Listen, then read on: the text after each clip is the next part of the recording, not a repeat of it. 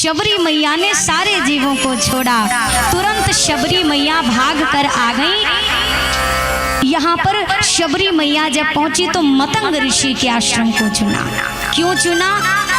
अर्धरात्रि में ही शबरी मैया बहारू लगा दें, सेवा कर दें, फूल लाकर रख दें। देखिए, सेवा भाव होना भी भगवान की बड़ी कृपा है। सेवा का करने का जिसके अंदर भाव हो और जिसको मौका मिले, ये कम होता है। शबरी मैया सेवा करें।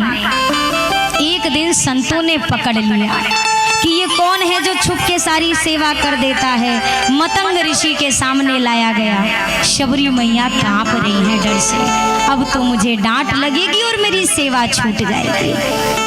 शबरी मैया से मतंग जी ने कहा, पुत्री तू क्यों रोज ऐसे छुप कर सेवा करती है? शबरी मैया ने कहा, क्योंकि मैं नारी जाति से हूँ और मैं उच्च जाति की भी नहीं हूँ, तो मुझे लगा कि आपके आश्रम में थोड़ी ना स्थान मिलेगा, तो मैं छुप के सेवा करती थी।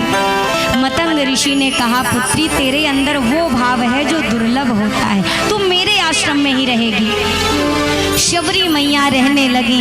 एक दिन मतंग ऋषि जब भगवान के धाम को जाने लगे तो शबरी मैया ने पूछा, आप कहाँ जा रहे हैं, कब आएंगे गुरुदेव?